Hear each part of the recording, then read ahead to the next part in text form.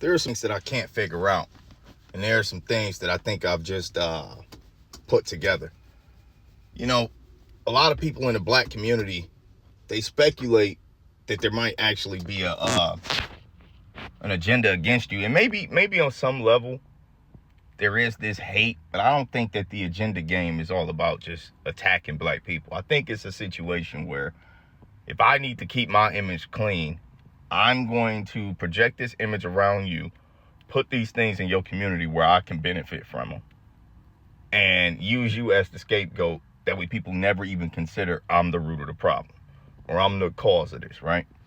So when I think about Freeway Ricky Ross working for the CIA in their war on drugs, and you know, and selling drugs to fund themselves and fund their war, it was a multiple attack, because when you create laws and justifications behind arresting people, harassing people, whatever it is, right? You got these small foot soldiers basically selling your product.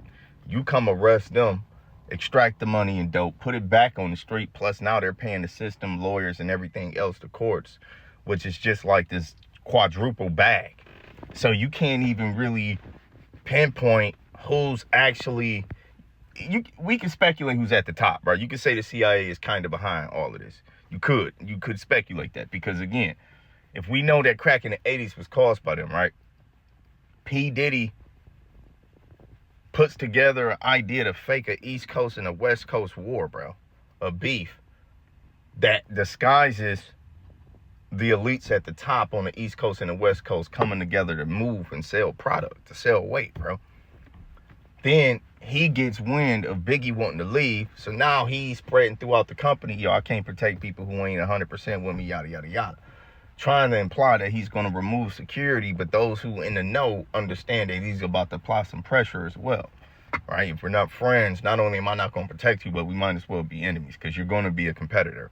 You feel me? So I'm going to nip that in the bud before it ever develops into something that could be a real problem later. You know what I'm saying? This is militia-minded, mobster, gangster thinking.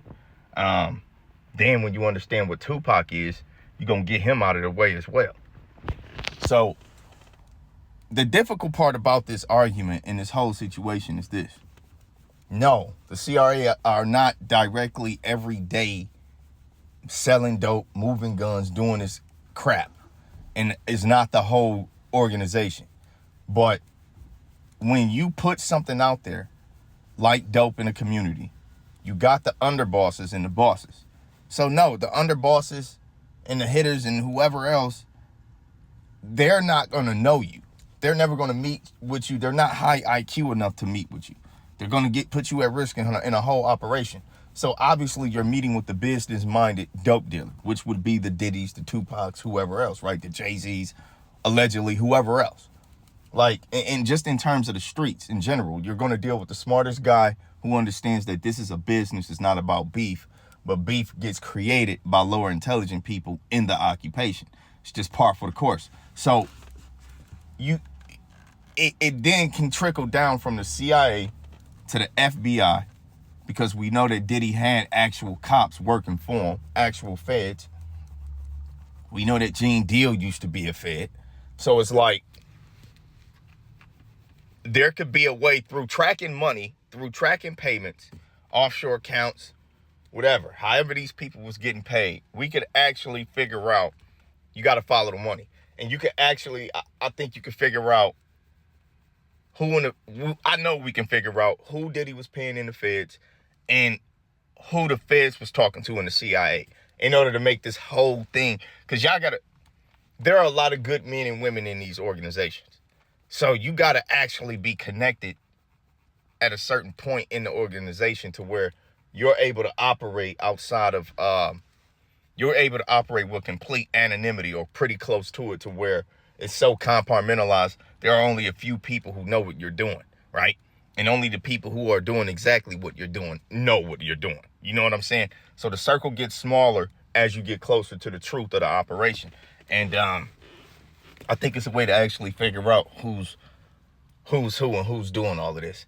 The problem is this, though. This is all alleged, but again, this is another thing. Well, it's not alleged. You know, we know that Diddy got hemmed up with the feds. We know that he's had some, murder charges brought upon him.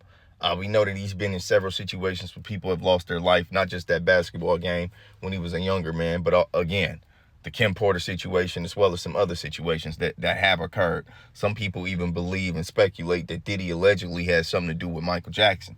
Some people believe that Michael Jackson was kind of like set up because those alleged tunnels that lead to all of these people's houses in the hills and all of these different places.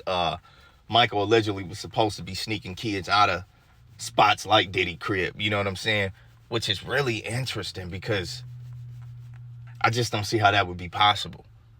Michael Jackson walks in the party from a hidden entrance that, we know about, but why is he sneaking in here? We already know the red flag him.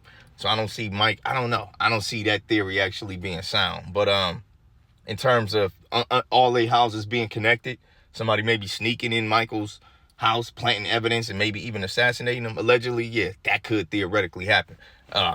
If the tunnel situation actually proves to be completely true.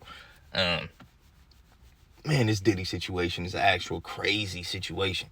Because you got to think about the Wendy Williams situation where he cost her job. You got to think about all these people's lives he's impacted.